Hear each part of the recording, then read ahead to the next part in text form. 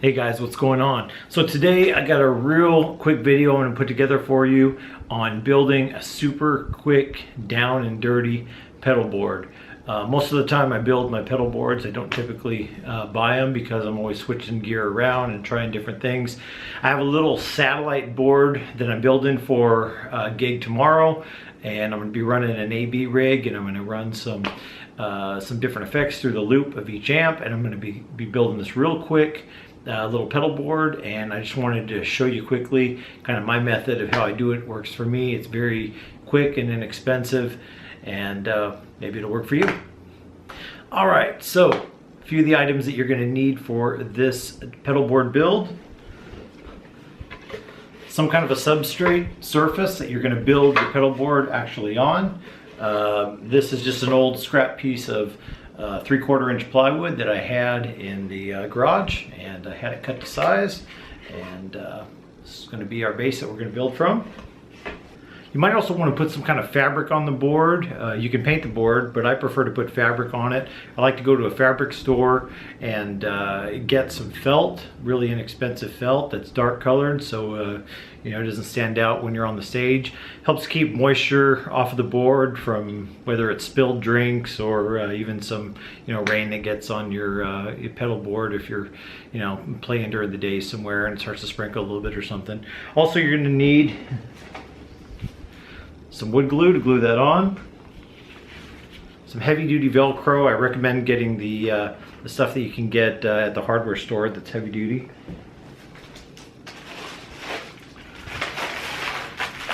You're going to want some screws and some washers. And then another thing I recommend getting too, these are these little plastic clips. You can sometimes you can get them at a hardware store. You can get them at electronic supply stores. But they're just little plastic clips, and you can run your cables through them, secure them down with a screw, and it keeps them in place, keeps them from flopping around when you're moving the pedal board in and out of the case. Very handy, very inexpensive, good solution. We'll take a look at the pedals and power supply. Okay, so excuse the mess here in the studio. I'm redoing actually my small pedal board that I use for most gigs, and this is the pedal board we're going to be building. So what I like to do initially is I lay out just with the pedals themselves on the ground, basically the configuration that I'm going to have them. I try to get an idea of the routing that I'm going to do for cables and power supply, and how much space I'm going to need on the sides for the edges of the board and whatnot. So you know, I don't want to make the board much larger than I absolutely need it to, depending on, you know, what its purpose is. So you know, this kind of works roughly, and the next step is we're going to lay this out on the board and see how it'll fit. Okay, so now we got everything laid out on the board, and you can see kind of the spacing that I'm going to do on everything. Of course, this is still really rough right now. Now, one thing I didn't mention from the outset is, depending on how you do your board, you're probably going to want something to be able to pick it up by and get it in and out of a case, or at least move it around on the stage. So I like to go to Home Depot, and I like to get these. Actually, they're called, these are called light duty door pulls. They're only, I think, about $3 each, and they come with some screws, and they're way cheaper than buying like a you know, a handle off a drawer or something like that. They'll charge you way more for some kind of a fancy handle, but these are very cheap, and they really function well. All you got to do is be able to pick the thing up by it and support the weight of the board, so it's actually perfect for it. So leave yourself some extra space on the sides of the board so you can position those.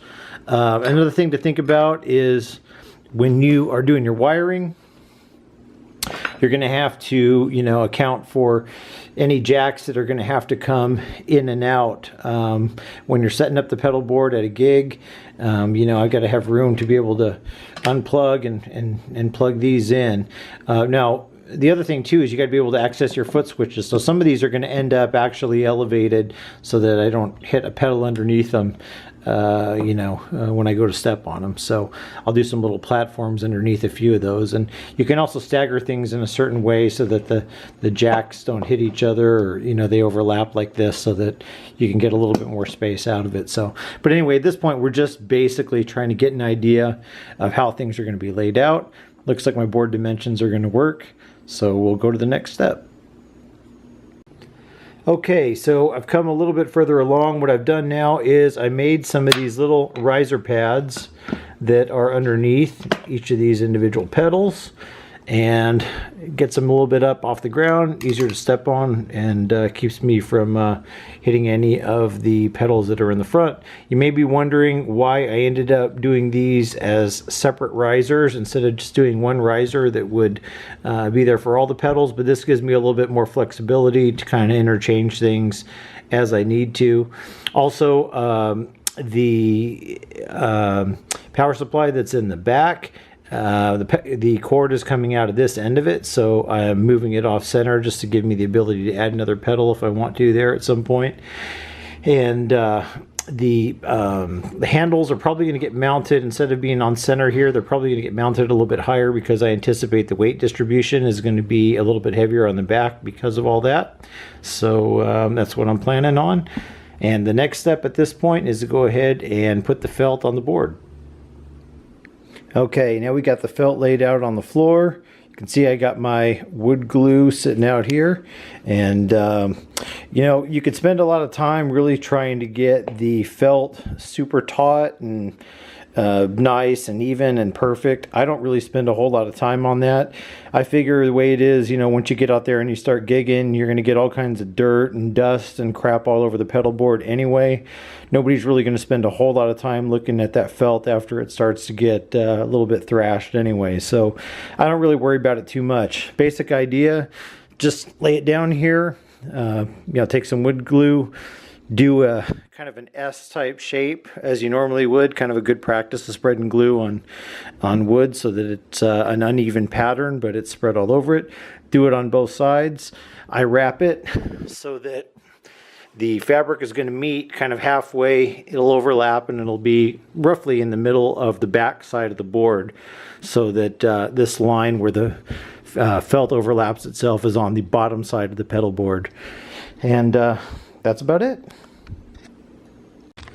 All right, so now you can see we got this uneven pattern that's on here of the glue, and what I'm going to do is I'm just going to take a piece of cardboard and just kind of break this stuff up.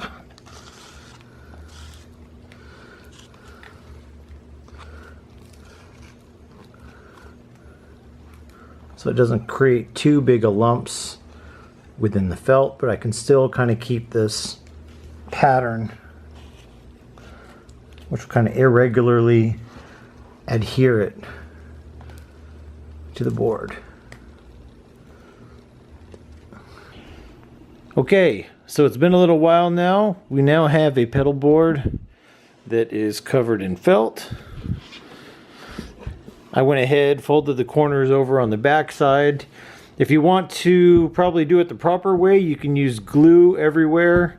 I didn't really want to wait for all the glue to completely set up, since I got a gig tomorrow morning and I have to use this thing right away. So one of the things I do sometimes is I use staples, and so got some staples that are on here that will work fine, and we got us a surface now that we can work on, so now we can start putting the pedals on.